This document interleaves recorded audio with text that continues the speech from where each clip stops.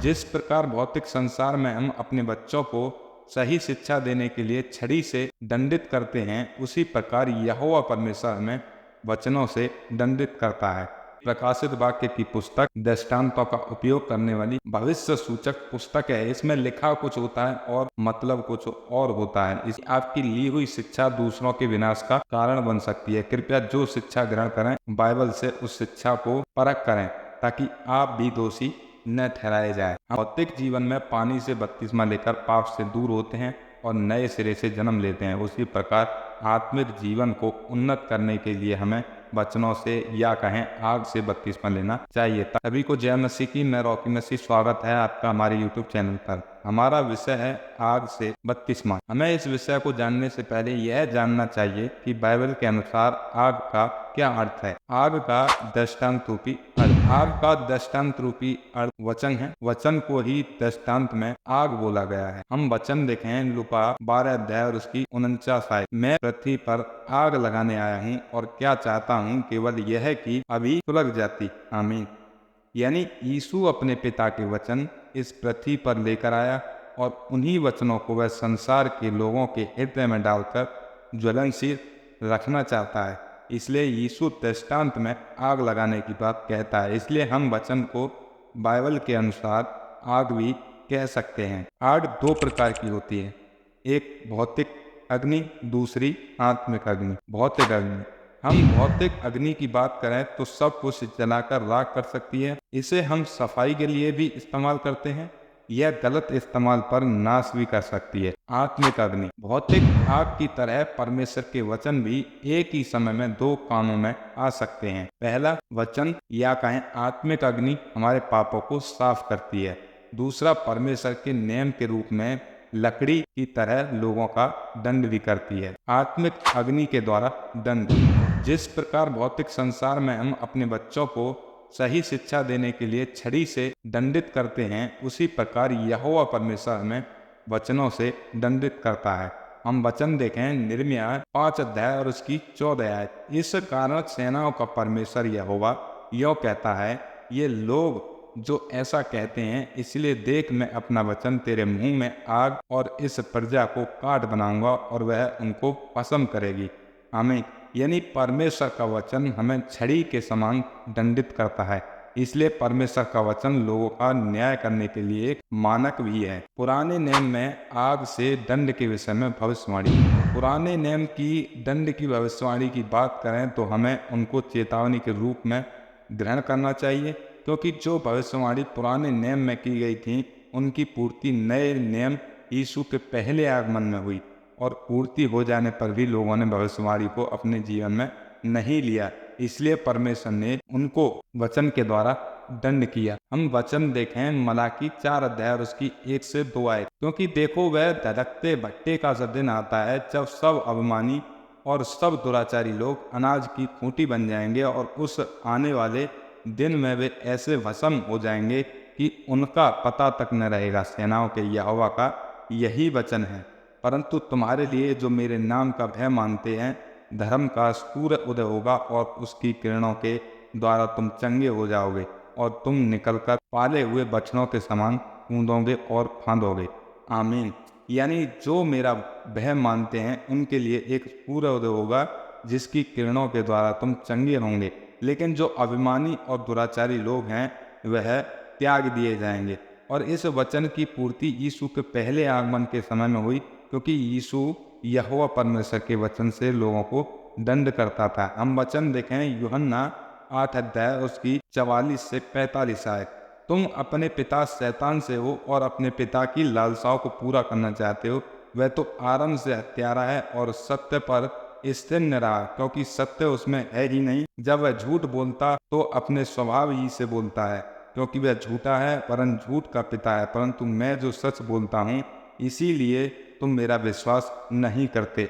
आमीन। यानी यीशु अपने पिता के वचनों से दंडित करता है और कहता है कि तुम शैतान से हो, उसी की शिक्षा पर चलते हो, तुम्हारे अंदर परमेश्वर के वचन नहीं। इसलिए तुम मुझ पर भी विश्वास नहीं लाते हो। नए नियम में आग से दंड के विषय में भविष्यवाणी।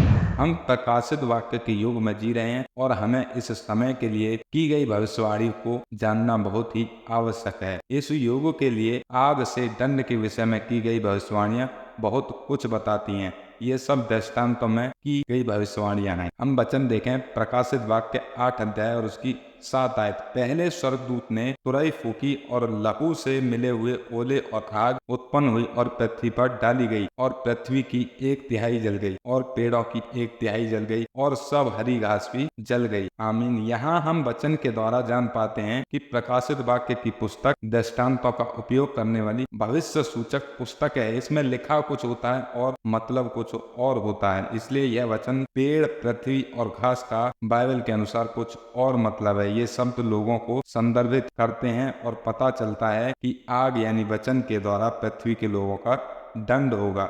यहाँ मैं आपसे एक बात और कहना चाहता हूँ कि आपकी ली हुई शिक्षा दूसरों के विनाश का कारण बन सकती है। कृपया जो शिक्षा ग्रहण करें बाइबल से उस शिक्षा को परख करें ताकि आप भी दोषी न ठहराए जाए। हम वचन देखें यूहन्ना 12 अध्याय और उसकी 48 आयत। जो मुझे तुच्छ जानता है और मेरी बातें ग्रहण नहीं करता उसको दोषी ठहराने वाला तो एक है, अर्थात जो वचन मैंने कहा है वही पिछले दिन में उसे दोषी ठहराएगा। आमीन। यानी एक वचन ही है जो आपको दंड भी करता है और तुम्हारा न्याय भी करेगा। आग से बपतिस्मा। आप सभी जानते हैं कि बपतिस्मा बाइबल के अनुसार मसीह भाई बहनों के लिए एक आवश्यक विधि है। यह यीशु पर विश्वास करने का एक प्रतीक है और बपतिस्मा एक प्रभु यीशु की महान आज्ञा भी है, क्योंकि उसने कहा है वचन मत्ती 28 अध्याय और उसकी 29-19 आयत। इसलिए तुम जाओ, सब जातियों के लोगों को चेला बनाओ और उन्हें पिता और पुत्र और पवित्र आत्मा के नाम से बपतिस्मा दो।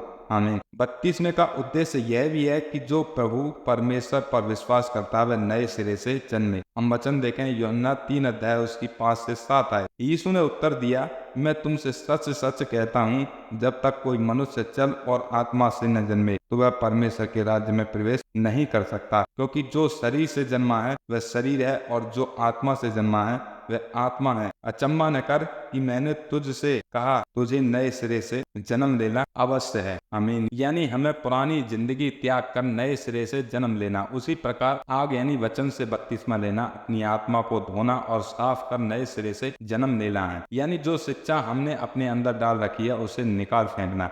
हम वचन देखें यशायाह 6 अध्याय और उसकी 6 से 7 आयत। तब एक साराफ हाथ में अंगारा लिए हुए, जिसे उसने चिमटे से बेदी पर से उठा लिया था, मेरे पास उड़ कर आया। उसने उससे मेरे मुंह को छूकर कहा, देख, इसने तेरे घुटनों को छू लिया है, इसलिए तेरा अधर्म दूर हो गया और तेरे पाप क्षमा हुए। आमीन।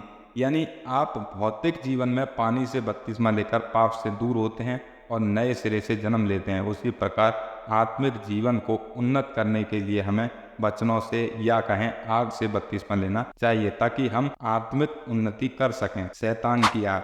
शैतान की आग यानी शैतान का वचन जो हमें अंधकार की ओर ले जाता है। हम वचन देखें लेव्य व्यवस्था 10 अध्याय और उसकी 1 से 2 आयत। तब नादाब और अबीहू नामक हारून के 2 पुत्रों ने अपना अपना धूप दान दिया और उनमें आग भरी और उसमें धूप डालकर उस ऊपरी आग को, जिसकी आज्ञा यहोवा ने दी थी, यहोवा के सम्मुख अर्पित किया। तब यहोवा के सम्मुख से आग निकली और उन दोनों को भस्म कर दिया और वे यहोवा के सामने मर गए। आमीन। यानी वचन से पता चलता है कि शैतान की आग या कहें शैतान की शिक्षा हमें हमारा ही नाश करने पर मजबूर कर देती है। इस वीडियो में बाइबल अध्ययन से हमने 2 प्रकार की आग सीखी। परमेश्वर की आग यानी परमेश्वर का वचन, शैतान की आग यानी शैतान की शिक्षा। परमेश्वर के वचन जो झूठ और पाप को साफ करते हैं। शैतान के वचन हमारे अंदर से सत्य और धार्मिकता को खत्म करता है। इसलिए इस समय में हमें आग से चंगा होना चाहिए, न कि दंडित होना चाहिए। यह हम पर निर्भर करता है कि हम किस प्रकार की शिक्षा का हिस्सा बन रहे हैं। मैं आशा करता हूं कि आप इस विषय को अच्छे से समझे होंगे। अगर हमारी मेहनत आपको अच्छी लगी हो तो वीडियो को लाइक, शेयर और चैनल को सब्सक्राइब जरूर करें। कमेंट में एक प्यारा सा कमेंट कर आमीन जरूर लिखें। तो मिलते हैं नेक्स्ट वीडियो में एक नए विषय के साथ। तब तक के लिए सभी को जय मसीह।